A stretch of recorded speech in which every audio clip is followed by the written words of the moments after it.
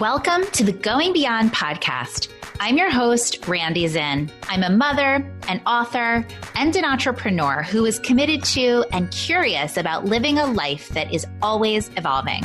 This is a lifestyle podcast covering health, both body and mind, self-care, why it is a necessity, and how tough it can be to master, entrepreneurship, its ups and downs, cultural disruption, and the topics we sometimes avoid, as well as love, sex, friendship, and more.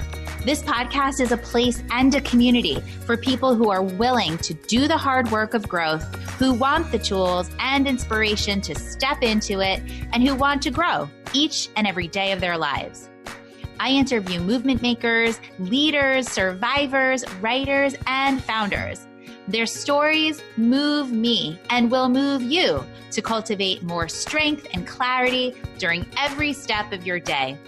Enjoy today's episode, and thanks for spending time with me at this very special place in my life over here at the Going Beyond podcast. Hey, and welcome to the Going Beyond podcast. Randi here. I'm psyched you're taking time to be with yourself, to listen, to be inspired, and to join me for another fantastic conversation. So those of you that know, I love to scope out places where I know I'm going to find some interesting people. And today's interview is the result of one of those moments. It was the summertime. Those of you know, in the summer, I usually camp out up in the Hudson Valley with my kids up in the country. And I don't usually step foot into the city unless I have to. Well, it turns out that my friend Bex Barucki was launching one of her next book. And I was like, okay, I got to be there because I know that Bex is always bringing amazing women into the room. And she had this fantastic discussion and panel. And today's guest was on that panel. And so I was like, okay, that's a lady I need to talk to. And she's here with me today, and her name is Elizabeth DiAlto. So, hey. Hello. Thank you for having me. Yeah, I'm psyched that you're here. I always know that when I follow that gut instinct to like approach someone like I did with you right after a panel and just say like, hey, you want to be on my podcast? And you're like, yeah, let's do it. And it's just always is something I'm so glad I follow. So let me just do a little bit of the traditional bio for Elizabeth, and then we're just going to like get right into this because cool. I think it's going to be a good discussion today. So Elizabeth is known for her raw, honest, and grounded approach to self-help and spirituality. And I will say that is what I was very much drawn to in your expression of women and the subjects that we're talking about that night, about diversity and about women's power. And I was like, yes, we speak the same language. Elizabeth is a practical mystic, the creator of Wild Soul Movement, and author, and the host of the popular Truth Telling with Elizabeth DiAlto podcast.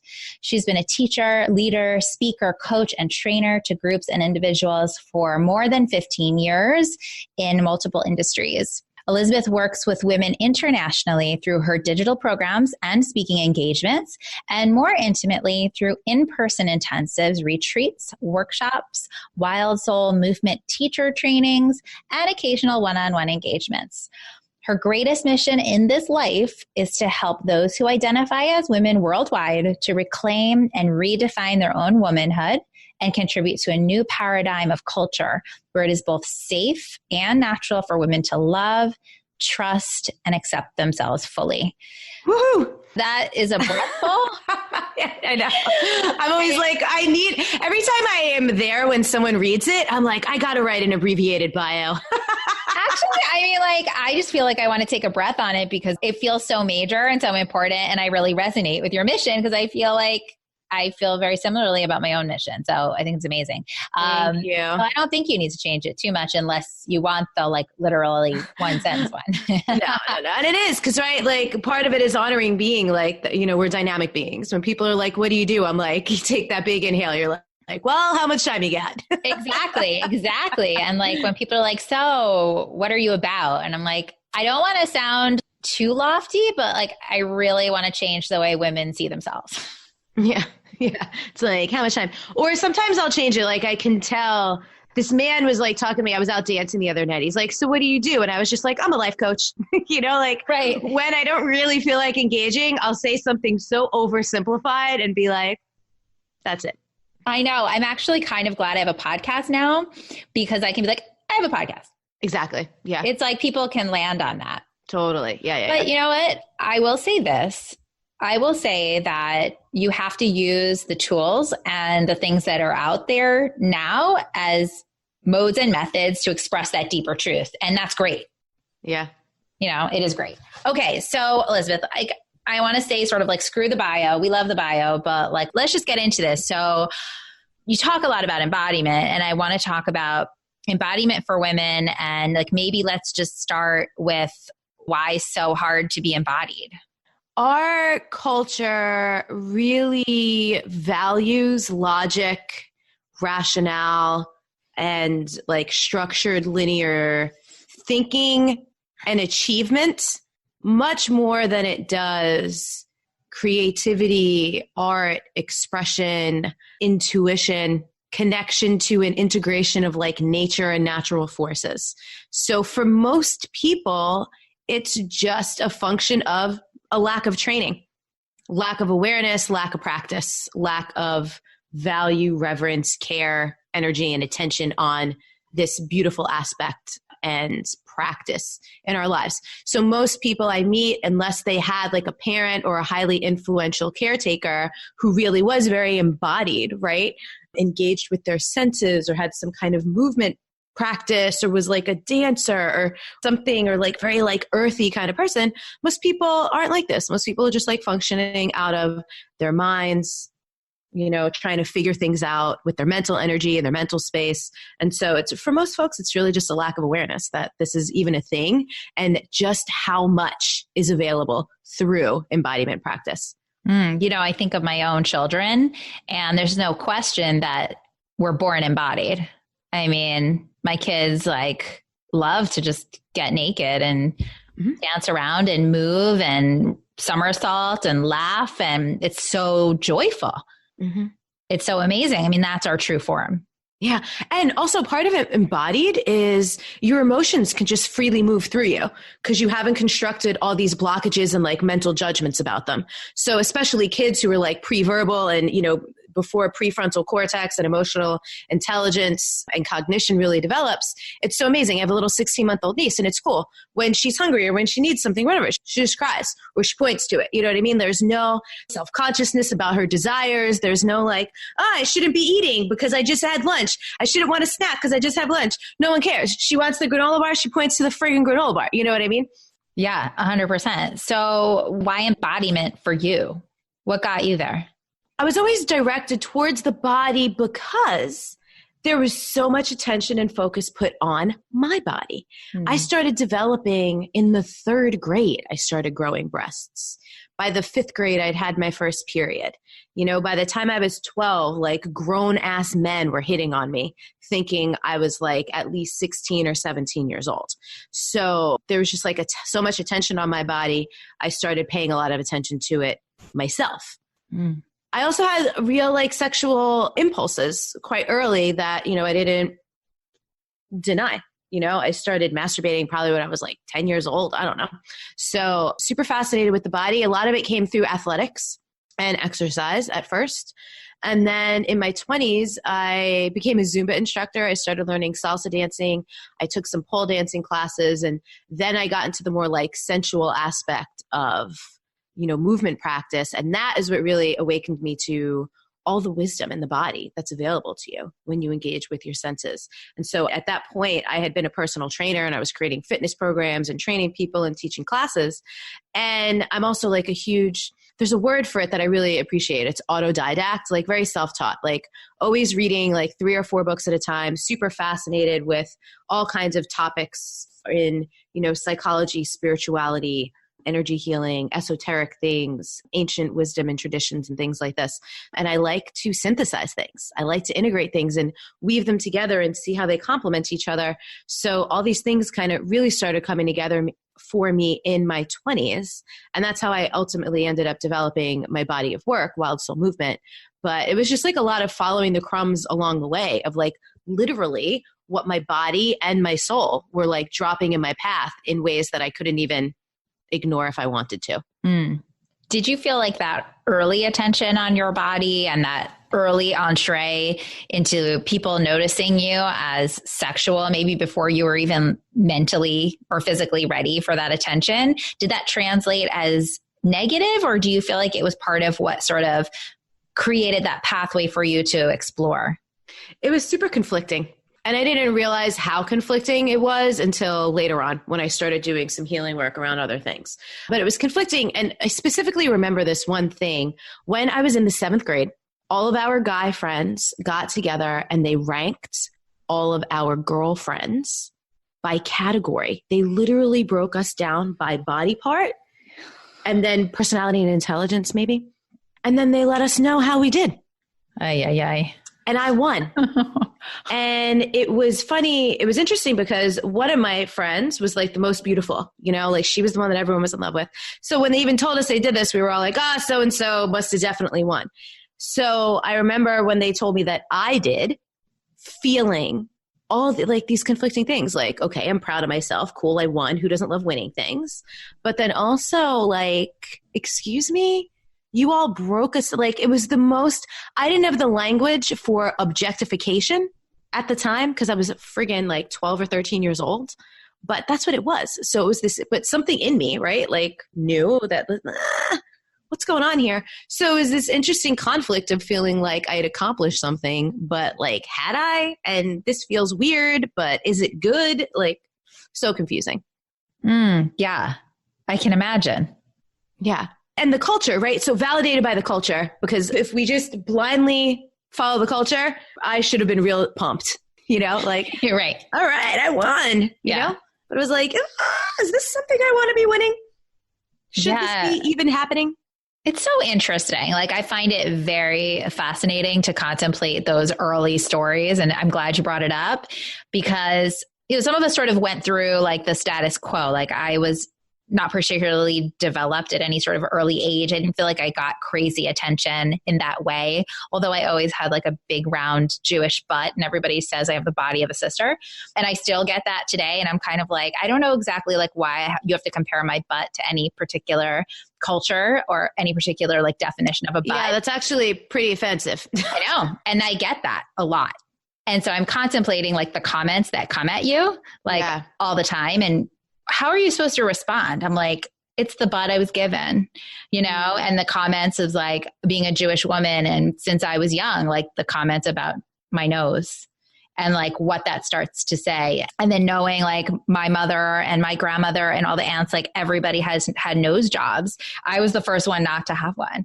And it's so interesting, like to contemplate where these stories and these little moments start to inform your own embodiment. Yeah. Yeah, it's crazy. It's so crazy. I think we all have our versions of these stories. And I'm sure those listening to this interview are going to be like, this is my story. Oh yeah, I have that version. Well, and what was also part of it was I remember my friend, it was my one friend who was telling me and my other friend about this, and she didn't win. And so then I also had the experience of seeing how she felt like shame and insecurity. And it felt like at my expense. Even though it wasn't. Yeah. So it was also, and again, did I have the language for any of this at 12 years old? No. But it was also this thing of pitting women against each other, right? Or elevating one experience over another. You know what I mean? Based on whose beauty standard. You know what I mean? One of the things that's been really healing for me, actually, I've been single for a little over 3 years now. And after my relationship, I took 1.5 years off from dating. I labeled it being delightfully without consort. It was great because I'd been in relationships for almost like 11 years straight, you know? So I was like, oh, this is great. And I was originally going to take 1 year off. And then I was like, let's just keep this rolling. And it ended up being 1.5 years. But then when I started dating again, one of the things, my body had really changed. From the last time I was single, I had gained 30 pounds. And, you know, numbers are all relative. So, you know, for me, that just meant I was like thicker, curvier, less muscular and like fitness trainer looking and more like, I don't know what to tell you. Like Botticelli, like thicker, like more belly, more thigh, you know? So what was fascinating to me was to look at these insecurities I had around, will men even be attracted to me now? based on this early programming, right? That what I was before was the best thing or the right thing to be. And then realizing still, like for whatever you are, someone out there really, that's their favorite thing. Absolutely. And who the hell's business is that anyway, you know? Well, just to validate that, when I asked my husband what was the first thing that he noticed about me and liked about me physically, my nose. It's amazing. Isn't that amazing? Of course. I know. It makes me so happy because I'm like, it's just to back up your point. It's like these things that limit us from that embodiment of like really loving just what we're made of. It's such a block of our own ability to like breathe. Yeah. Really. Or even like, and I always tell people like the first step is always acceptance, right? Even if you can't get to love, can you get to like? Before you can get to like, can you just accept? Right? Can you just accept it? One of the funniest things, kind of like your nose thing, I was on a date with a guy and we had become affectionate with each other. And if anything on my body at the time I was still a little self-conscious about, it was like that under the bra roll in the back, you know? And this shit's not going away. You know, I just do not desire to live a life that would like, and behave the way I would need to behave and have the discipline I would need to have for that to go away. Right. So I've just like surrendered to it. But if anything, I was still self-conscious about that. And he literally reached around my back and was like, "Ooh, do you have this?" Finds the roll, grabs it. And he's like, "This is my favorite thing." And I'm like, "For real?" I'm like, listen, there's something for everybody. Like, I'm done judging anything on me. Somebody wants it. That is amazing. I love that. You know what's interesting is coming to mind as you're talking, Elizabeth? It's like, you know, I've definitely interviewed a lot of people in this podcast that are working with people who have, you know, eating disorders and real residual pain about their bodies from abuse. And then I feel like there's this whole other sort of wavelength, which is probably a really nice section of women, which is where I consider myself one of them. We're not, thank God, we've never been the out and out abused and I've never had an out and out eating disorder. And I think I got through that literally by the skin of my teeth because I was a dancer and I was a yogi and I was surrounded by it every which way. But something in my makeup and my upbringing, it just never fully went that direction. Yeah. And yet we are all of us in those moments about our butts, our nose, the roll, whatever. And I think about the burdens that we just like quietly walk around and carry and where the limitations stem. It's like, I think I'm trying to say we put a ton of attention on the people who have out and out gone through like the acute pain. And then there's those of us that are sort of like, walking with the burden quietly and what that means and what that effect is. And to me, that has such a wide effect on the way that we're able to operate. Yeah. And you know, one of these things, I don't remember who said it or where I first heard this, but like, there's no hierarchy of pain or suffering. No. You know, the most extreme thing that's ever happened to me might pale in comparison to somebody else's, but why are we comparing our wounds? What does that actually accomplish? Like, we can honor individual paths, right? Because this isn't about one-upsmanship. This isn't about, you know, we're literally we have our own experiences we're carrying in our own. And again, there's no better than worse than this, that, or the other thing, because each person who's had whatever experience will make something different out of it, right? Like when you were talking, I was thinking like, yeah, that just wasn't part of your path, right? That wasn't what needed to inform who you were to become and what you were to do in the world, right? Whereas some people, like, they needed to have those experiences so they could, you know, birth a body of work or become an activist or, you know, heal themselves so they could heal ancestral stuff in their lineage and break patterns of abuse. Like, who knows, right? Right. So even that in itself, like looking at that inclination to like compare is always super fascinating to me because that's also very ingrained in our culture. Totally. I think I bring it up not to compare so much to say like, it's really more of a universal thing than we realize. And as women, we're all carrying it. Yeah. 100%. Let's talk about, I mean, there's so many things I want to talk about, but let's just jump into some deeper talks about women and about actualizing our connection to the divine, to the deeper, because I can honestly say that in my experience of talking to women over and over, I feel like that deeper sense of support not the support that can come necessarily from another human, but that faith, that understanding, that connection to that which is beyond the physical, and how we cultivate that for ourselves is something that can be hard to verbalize and hard to embody. And I feel like you have some things to talk about there. Yeah. So, one of the things that I teach my people is how to speak their own body's unique language of the senses. I call it your embody language, right? To start mapping and noticing, what do you feel and where do you feel it, right? To learn the difference. At the time that we're recording this interview, it's early November 2019. And I recently, just a couple weeks ago, published the Wild Soul Movement Embodiment Bible. And it's like 23 pages. This could be a whole book. This could be a book of a couple hundred pages. So it was hard to narrow down like the most essential basics. But, one of the things that I really wanted to distinguish between was the difference between feelings, emotions, and then just like feeling states, like feelings are really like the sensations, right? I feel tingly, I feel hot, I feel, there's a buzzing in my chest or there's butterflies in my stomach. That's like feelings. Those are sensations. I feel these things happening, right? The feeling states are like, I feel calm, I feel content, I feel peaceful. And then emotions are like, I'm happy, I'm sad, I'm angry, because they all intersect, right? Sometimes when an emotion comes with like feelings and sensations, right? And can precipitate like a state of being or whatever. So when we learn to speak our own body's unique language of the senses, we're able to become emotionally literate.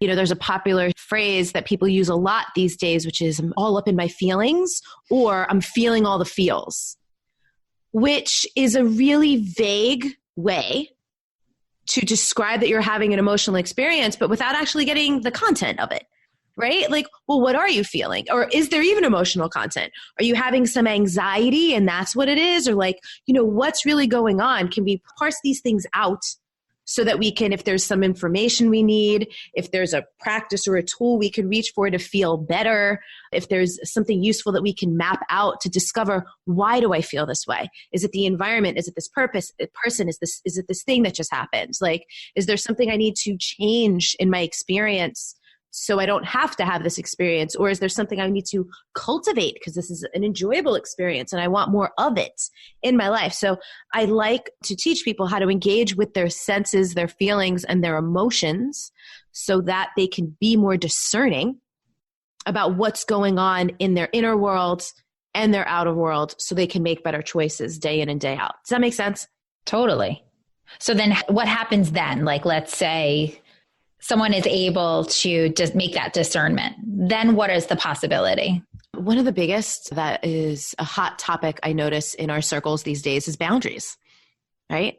So when you are able to go, oh, I notice I consistently feel super drained after I spend time with that person.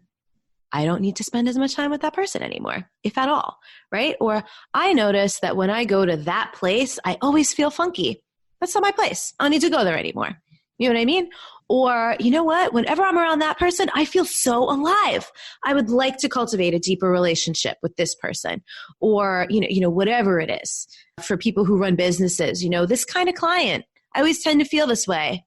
Maybe I need to tweak who I'm working with, or, whatever it is. Or, people who have kids. You have a lot of moms, right? Yeah. I was going to get there in the conversation. Don't worry. Especially because I'm not a parent, but I've worked with so many moms over the years. I feel like I get the experience by osmosis, especially because when you don't have kids, moms will tell you all kinds of shit that they won't tell other moms because I can't judge them because I don't have kids, right? So sometimes I get the deeper inside scoop. But something that's pretty universally known for anyone who's tapped into the psychology of raising kids is when your kid is at whatever age they're at, it's totally going to poke into your unresolved stuff when you were their age. So to be present with your own experience while they're having theirs. So first of all, you don't counter transfer your own stuff onto your kid, but also so you can notice that you're having an experience and deal with it yourself, Right. It's been coming up for me the whole time. It was kind of just baiting my breath until I asked you about it, but we're here. When you talk about embodiment and women, I feel like what I hear all the time in so many conversations is that a woman can think that she's embodied before she has kids. And then there is this, for many people, not all, but for many people, there's a break in that. And I think that I now, 2 kids later and having so many deep, soulful conversations with so many women, can say, I definitely understand how that can happen. And it's that fusion between the physical body, the mental and emotional challenges, the change of identity that kind of goes with all of that. But I think that so many people that are going to listen to this conversation would be so interested in your insights about moments like that, the shift into parenthood, the physical experience, and then that stepping forward into this next phase, and why it's so tough, why it's so hard, and like maybe how to start thinking a different way about that. Totally. I love this so much. Well, and I've had a lot of women have babies over the years in Wild Soul Movement. One of my women a couple of years ago even had her son on my birthday. It was so funny. And they use their practices in labor. They use their practices throughout birth. They use their practices when they were at doctor's appointments and doctors were trying to bully them into making choices they knew weren't right for them or their baby. By staying connected to themselves, noticing their sensations, their feelings, what was coming up, and the truth that was really bubbling up in their bodies. So it's been cool to see women who have these deep embodiment practices and they use them throughout, right? And it goes deeper than just like a yoga practice or, whatever. It's something that's really integrating, like Wild Soul Movement does, physical, mental, emotional, spiritual, on all of those levels, metaphysical even in some cases. And so there's a couple things that really need to be acknowledged. That first of all, the narrative that a lot of people attach to of get your body back after a baby, that body is gone. That body didn't birth a person. No matter how that occurred, right? And you don't need that body back. That body served you well, and this new body did a whole different thing. So there's that acceptance piece again, right? But there's also that so many people have birth trauma. And one of the big things that happens when we have trauma is disassociation. Some people leave the body because it was like the most intense physical thing ever.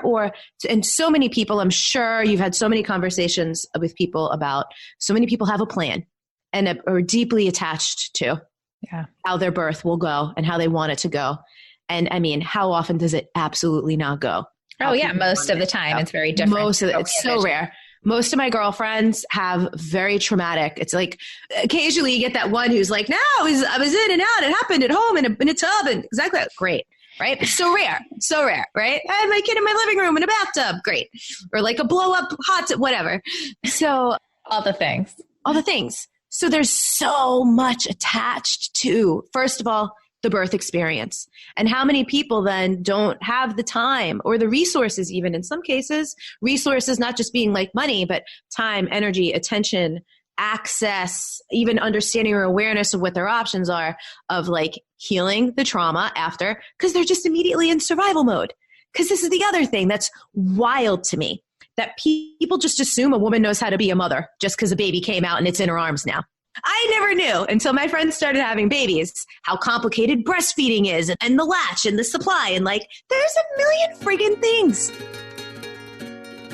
Hey guys, tickets for our next live podcast event are now on sale. This live recording and event experience will be held on February 13th here in NYC with networking and experiences from 6 to 7 p.m.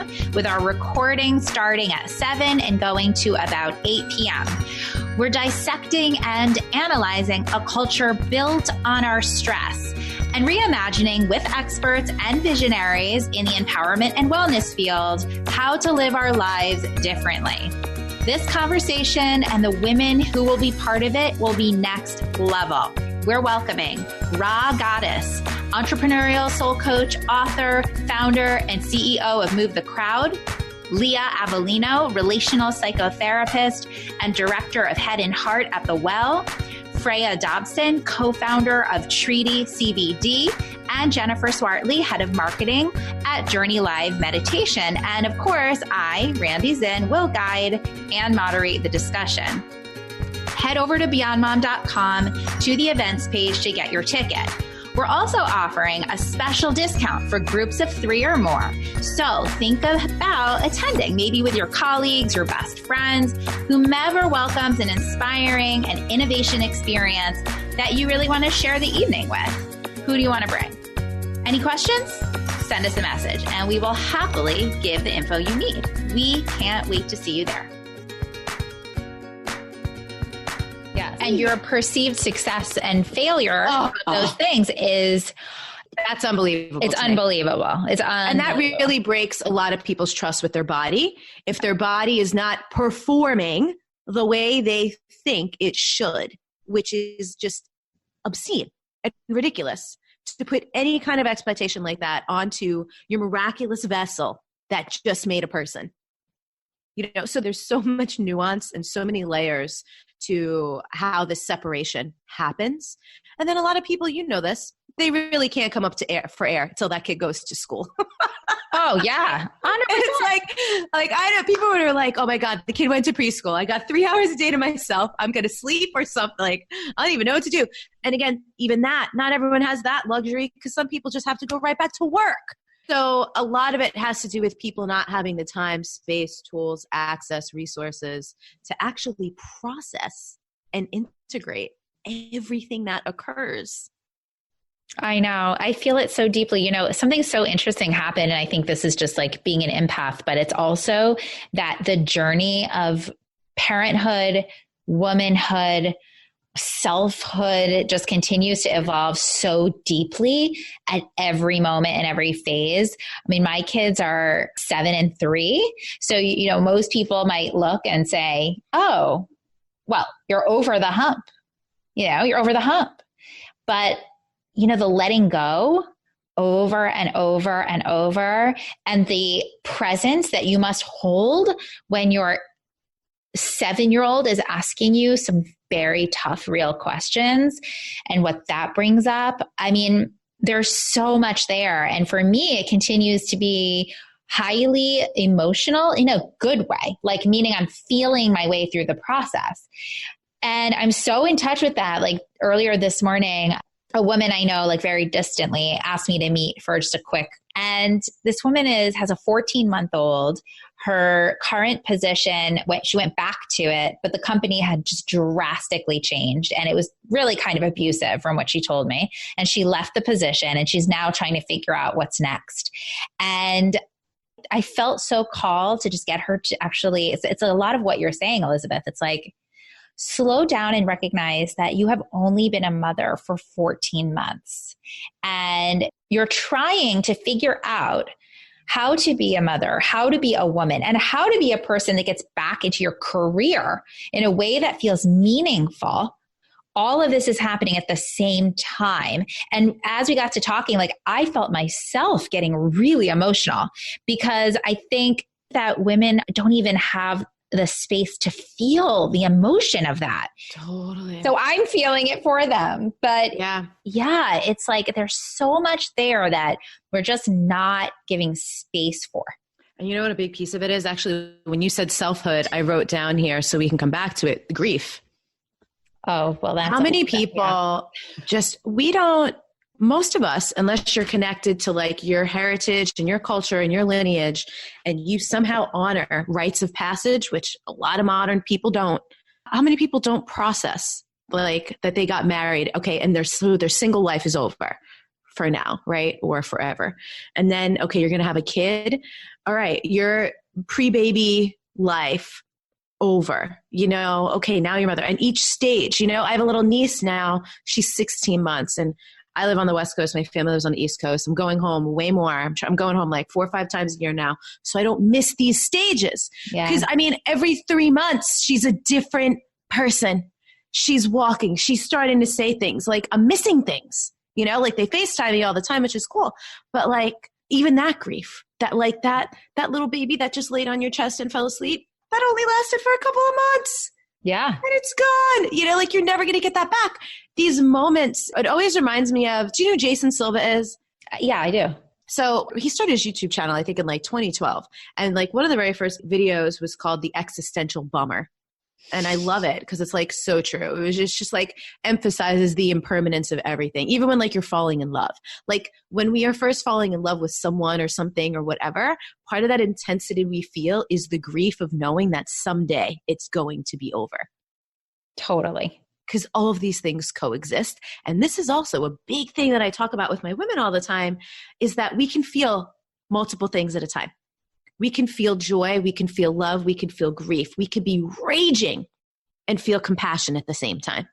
Yes. Most people are like, well, if I'm angry, I can't be happy. Sometimes we're both. Yeah. Oh, 100%. But it's confusing. Yeah. Unless you accept the truth of it as a concept. But and it's all a little paradoxical. And it all comes back to like what we were saying earlier. If you are tuned in with your senses and stuff, you could be like, oh, my energy, I actually feel great. And I got some rage inside me. So now that I could distinguish between the two, what can I do with this rage? Can I channel it into something today? Do I need to go work out? Do I write something? Like, am I an artist? Am I going to create something with this? Like, we can then make these things useful and channel the energy into something, or just be better at feeling our feelings and letting them, process through and then move on without creating all kinds of meaning and story around it and blowing it out of proportion. From my 2 cents, I think part of the issue of why that paradox that you're talking about, that I can feel everything at the same time and it's all true, part of why it's so difficult is because we have this belief system that everything is as it is today and that's how it's going to stay. And and there's nothing that traps you harder than trying to live life like that. And just from some recent things that I can speak to that on, and then I'm sure you can like tag team with me here. It's like, I think about, I lost my dad in an accident 14 years ago, and grief has been a huge part of my life and a huge informer of everything that I am and everything I've become. And the journey of learning who I am in relationship to that grief and to that fact that happened, it is incredibly paradoxical, because there's not a day that goes by that I don't wish that had never happened. And yet the sheer fact that it did happen is why I have everything I have, and I am who I am, and I have the husband I have and the babies I have. And I can't separate it. Totally. And it's all true. Yeah. And then every year I use it as a moment, whether it's the anniversary of his death or his birthday or something. And I tell some kind of story on, social media, which is a beautiful way to sort of share the expression or the journey of it.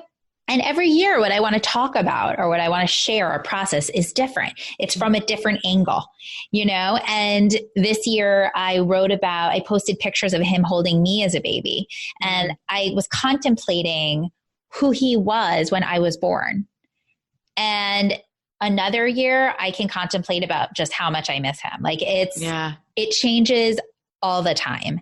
And so it is not linear. It is not controlled. It is everything. And I would say as well, because this is more of like a living example, as is my relationship. My husband and I are together 10 years this November. And I'm like, whoa, this is a moving, breathing, living organism. Everything is. That's the trick. That's the trick. And I feel like we're literally entering the next 10 years, and it's letting go of some very hard, painful things in order to reinvigorate and redefine. Based on him being 50 and me being 40 and 10 years has passed and now what? And that vulnerability is so hard and so powerful. And it's so real. It's like, this is what life is for. It's so raw. Yeah. So raw. And I think it's so scary. And I think I want to give voice to that too. Like the feeling of that being so naked. Totally. It's not easy. There's so much emotion and so much just I just want to cry and run away sometimes. I hear you. I'm like, I just go move to an island and sell coconuts. Sometimes I'm like, how do I set up my coconut backup plan? In my single phase here that I've been enjoying for the last couple of years, the paradox is the starkness of sometimes being alone, but with my spiritual practice, simultaneously knowing I'm never alone. And realizing how sometimes a phase that I really completed was just realizing that often my attachment or like I am inclined to romanticize, right? Like I'll romanticize these people I meet. And I learned instead of romanticizing the actual man in front of me to romanticize the divine, right? Because I'm like, ultimately I'm wanting to merge with God, and I'm hoping this person is going to be like the instrument, the vessel through which I am able to do that, right? By the way, no pressure, guys.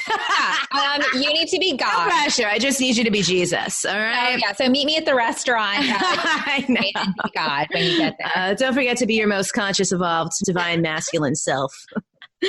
No, but also, so then that takes the pressure off the person, and then just like letting whatever is available. Like I say this prayer all the time: use me, move me, and make me a force for expansion, for love, and for good.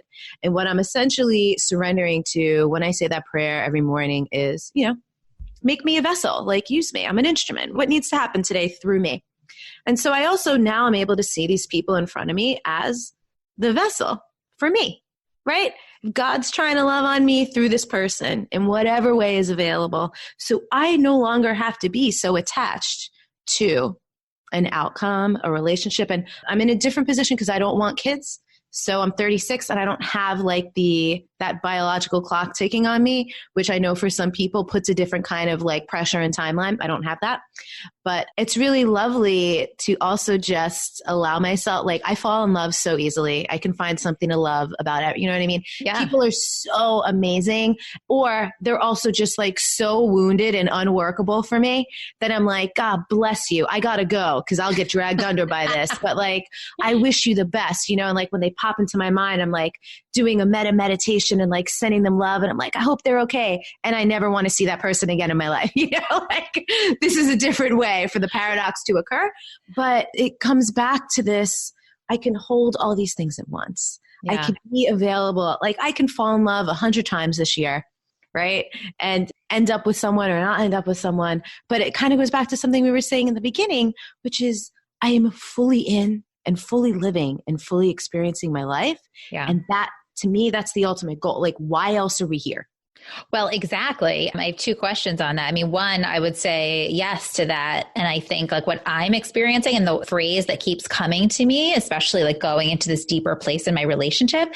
If you asked me like 5 years ago, are you like holding back something? I might have said no, but now I look back and I'm like, yeah, I actually have been. And now I feel like I'm kind of defrosting something. It's like a defrost. And that word is so interesting to me because like it indicates that like, yeah, a piece of me has been frozen out of fear or some sort of controlled version of myself or making something bad not happen or whatever. And it's very powerful and scary and frightening and all the things to start the defrost. So just saying that. But the other thing that I wanted to ask, like when you talk about, I want to be in a relationship with God or like express divinity through the love that's going to come into my life, which I think is what you're kind of saying. What does that look like for you? What does that feel like for you? So I'll give you an example. There was a man I met earlier this year who I noticed every time I would hang out with him, I would feel very similarly to how I felt with my ex. And he didn't have all these similar qualities, except that he was very emotionally underdeveloped and had a lot of wounding that was just unaddressed. So he wasn't toxic or anything like that. He just would have like these outbursts or would like emotionally dump on me. And I would be like, I just worked all day. I work with clients. Like I held space for people all day. Like I didn't give you permission. I didn't have a bandwidth for it, and then I'd leave like, ugh. So I stopped seeing him, but there were so many great things about him. And then about, let's say almost 6 months later, we, in an interesting way, kind of circled back. So we're back in each other's lives now. And he has shifted. I have shifted. And now I like really enjoy being around him. In fact, I feel super safe. I can relax. He's much more intense than I am, which is great. Like rarely is anyone more intense than me. So I feel like, I'm like, great, you be the intense one. Like I'll relax, And so that looks like at this juncture in my life, enjoying that I can be soft with this person. And that's it. Like ultimately, do I want a partnership again? I do, but someone would really have to be so extraordinary for me to want to commit. So in the meantime, am I going to miss out on connection or companionship or experiencing these things that are kind of pointing me towards ultimately what I would want in a whole package? No. I need these clues. I need these felt, because this comes back to the embodiment, actually. There have been several men I've dated in the last year that I knew weren't for me, but I spent time with them to attune myself to the couple of things that they really embodied that I wanted, that I needed to get used to. So this man is a very big energy. He's very ambitious, very powerful, very successful. I really respect and admire the work he's doing in the world. And I'm like, this is cool. This is cool for me to attune myself to being around this kind of energy, because this is something I want to align myself with. So like these other things, they're negotiable because they're not deal breakers. They're not ideal, but for the time being, and I'm willing to let things unfold and evolve now versus before, where I used to fall in love with potential all the time and then think that I could miraculously heal or change someone. Now I'm like, I'm not. So the one thing I don't do anymore is if I can't accept someone exactly the way they are, I don't engage. They don't need to meet up, right? Because I'm not like trying to accept them to be my life partner. I'm just accepting them to be the person I'm currently journeying with on the adventure, you know? Yeah.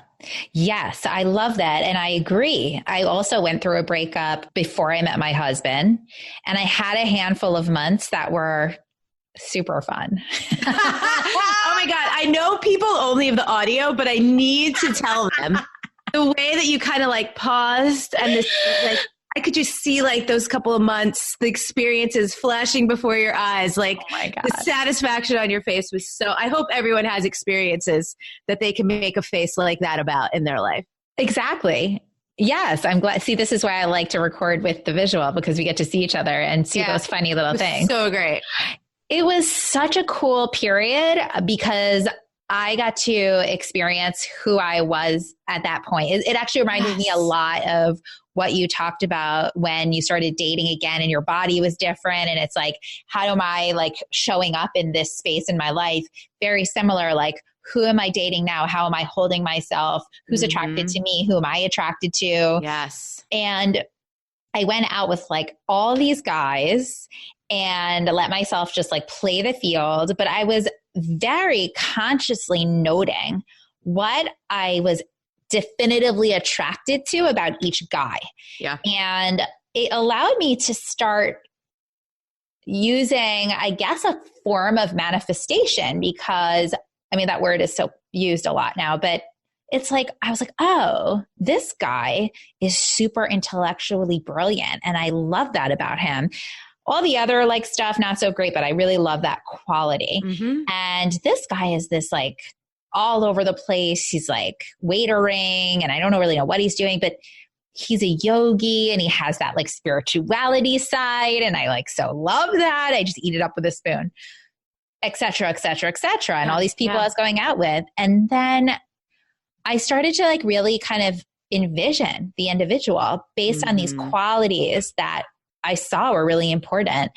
And it's not to say that I manifested my husband, but I will say that when I met him, I could recognize those qualities immediately. Yes. This is what I mean by attunement. It is a manifestation, because part of actual real manifestation is the ability to get into the feeling state of already having the thing that you want. Yeah. Right. So if you know what it felt like to be in the spiritual aspect of the yogi guy and in the intellectual aspect of the brilliant guy, when it's there, you feel it. One of the ways I've described this, it's like I'm gathering the ingredients for a recipe. I don't have the recipe yet, but I have a lot of ingredients. Yeah. You know?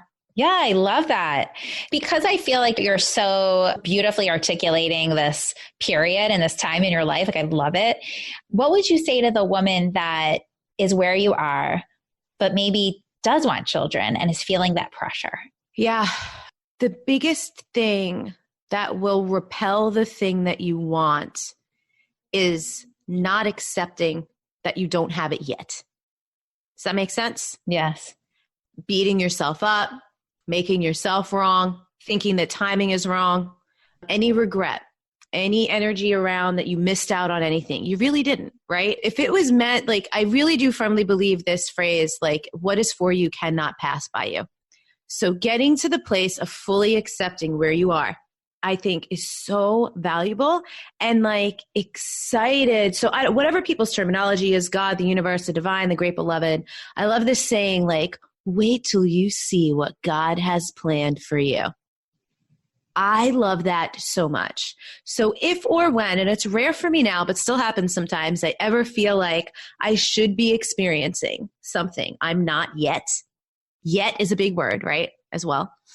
I'm like, wait till you see. I'll like have that conversation. I'm like, you wait, you friggin' wait. And here's your evidence, right? Just think of the other areas in your life where something came together in like a miraculous, surprising, or even super mundane way that you were like, oh, that was so much easier than I thought it was going to be, or like whatever, or damn, I really had to earn that one, or like, whatever.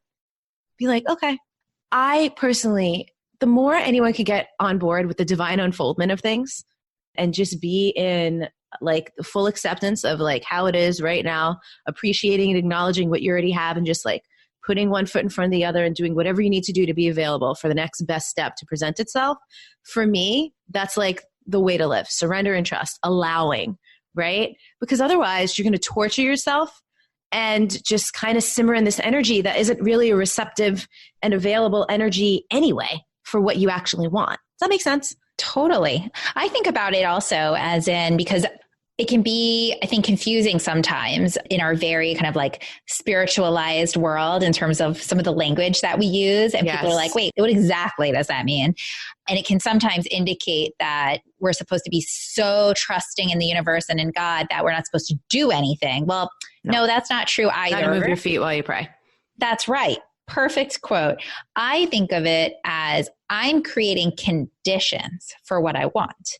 And the conditions doesn't mean that I have to force the result, but I'm creating the conditions. And that means I cultivate healthy body and healthy mental state, and I'm connecting spiritually, and I'm being loving, et cetera, et cetera, et cetera. The other thing I love is if you create conditions, it's like you're less attached to the ultimate outcome. It's like fertile ground. Mm-hmm. And it always brings me back to one of my favorite quotes from I would say like the founding yoga teacher in my life. If you've ever met her, you'll love her. Dana Trixie Flynn, founder of Laughing Lotus. She's mostly an East Coaster, but she's a powerhouse. And she once said years ago in a class, it always stuck with me, do the work, put that in. You have to show God how hard you're working, but leave just enough room to be surprised. I love that. It's so right on, because it's like, we can't force the results. Like we have to be sort of like you said, yet, like be excited for what you don't know yet. Yeah. Cause our human minds are very limited. And so I love, there's some like old school metaphysicians who I love, and Florence Scovel-Shinn is one of them. And in a lot of her like prayers and affirmations, they end with under grace in perfect ways. So it'll be like, I'm super thankful that like all of my needs are always taken care of by the divine under grace in perfect ways, or under grace in miraculous ways. Or I trust that this is being handled by the divine under grace in a miraculous way. And I love that because it's similar to like asking for what you want and adding on that little or something better, because there's actually something really genuinely humble about being like, or something better. Like maybe I don't know what's best. Like maybe there's something far greater than I could even imagine, which is why what I want isn't here, because something better is queuing up for me. And personally, I just would rather live with that mindset and that attitude. It's more fun for me. Totally. It leaves room for the mystery. It feels more exciting. And then it's like my eyes to see, my ears to hear are always peeled for like, how does life maybe want to show me? Well, there's something better in store. You mentioned synchronicities before. I feel like this is the sort of like state where synchronicities start to come in. So like, tell us a little bit about how synchronicities work. I'll tell you a story actually related to this man. When I originally met him, I'd been doing a lot of online dating, and I had deleted my apps, and I was like, I want to meet someone. My friend Rachel calls it out in the wild. I want to meet someone out in the wild. So I was on my way home from a lunch date with a friend of mine on the other side of town, and I was going to stop in a coffee shop on the way home. I had a book with me. I was going to read. I was going to journal, blah, blah, blah. I realized that I didn't have my wallet with me. So I instead went to grab my coffee from this grocery store, Erewhon here that we have in LA. I'm obsessed with Erewhon. I want to roll out a cot there and move. It is worth being obsessed with because I knew they had like the Apple Pay, like I could pay with my phone. So went on this whole detour, and that's where I happened to meet this man out in the wild. Like he literally plucked me out of the grocery store. And there were like a whole bunch of, because like I was originally going to go to this other coffee. I wasn't going to stop there. The timing of my day had changed as well. Like there were all these factors that landed me in that place at that time. And just like several other synchronicities. He ended up living in a place right on the water, right by me, where actually I had been filming my videos all year, like directly out in front of his house that he had been in for months. Wow. And we had never crossed paths. So like there were all these interesting little synchronicities. And then when we reconnected, the reason we had reconnected was because I had joined a gym that I knew he went to. And so I just sent him a text to be like, hey, I joined your gym. I just wanted to send a text to say, hey, preempt any potential awkwardness if we run into each other. Because I'm not into, I don't want to walk into my gym and have to be like looking around. You know, I just wanted to like extend the olive branch. And he was like, yeah, it'll be good to run into you when I get home. He was traveling. And then I didn't talk to him for like 3 weeks. The first time I stepped foot in the gym, 3 hours later, he texts me. He was there. I hadn't even been there yet. And I was like, you just missed me by 3 hours. I didn't tell him that like it was the same. So it was like the same day. And so to me, that's God just like winking at me being like, listen, there's something to this connection. Just like stay engaged until you see what it is, you know? So it might, some people might be like, confirmation bias. You're just blah, blah, blah. Listen, this makes life more fun for me. Totally. I would much rather be like, listen, we could think that's a coincidence. You know, nothing is a miracle or everything is a miracle. I go with the miracle mindset. Definitely. I like it. Definitely. I mean, my husband and I met in a coffee shop and we have absolutely no one in common. It was Thanksgiving weekend. I'm never in New York on Thanksgiving. He had moved to New York only a few months before. Like the fact that a light could have been red or green and changed us to go another direction, or 100% I could have plopped down to read in any other place. So could have he, like, we might have never known each other. And I like to believe that the universe was bringing us together. And my cute son, he's such a loon. He's so intense, but he has this like incredibly delicious, empathic soul. And he said to me the other day that before he was born, I tell him they were like in the fairy world or whatever. And he's like, yeah, he goes, I made sure that you and daddy met so that you could be my parent. And I was like, okay, after I'm done like yelling at you, I'm going to eat you alive because you're so cute. That's adorable. And he probably did. He probably did. And that's my point. He was like, these two, I need them. I love it. Yeah, it's so darn cute. Anyway. And again, like, look at the joy. Like, how much fun is it? People might not resonate with it. That's cool. You don't have to. You know, we're not being dogmatic about this, but brings more joy and curiosity and awe to my life. So this is how I'm going to live it. I love it. So before we do say goodbye, a couple of things. I would love for you to give like a couple of tips to those listening that want to start a process of being more connected, more embodied, and more able to discern the myriad of things that might be going on all at once in their daily life. Listen, the easiest, much easier and more valuable than that would be if they just go download that embodiment Bible. It's literally 23 pages. It's the simplest, most basic. There's 4 concepts and 2 practices that are just the easiest, best place to start. And so if they go to wildsoulmovement.com/Bible, they can download the Wild Soul Movement Embodiment Bible. It's free. You can unsubscribe right afterwards if you want to. It doesn't matter to me. But there's some really good foundational stuff in there that is much more thorough than anything I could just spit out here in like the last 90 seconds, you know? What's the website again? Say it one more time. wildsoulmovement.com/Bible, Bible. Thank you. And where else can we follow you and everything you're doing? Instagram is the place where I hang out on the socials because I have one of those little convenient links in my bio that'll take you everywhere else. Akashic Records readings, Wild Soul Movement weekend workshops, teacher training, podcast episodes, all the things live at that little link in my Instagram bio. So my Instagram is just my name, Elizabeth D'Alto. Oh yeah. And before we go, tell everyone about your podcast. Hello.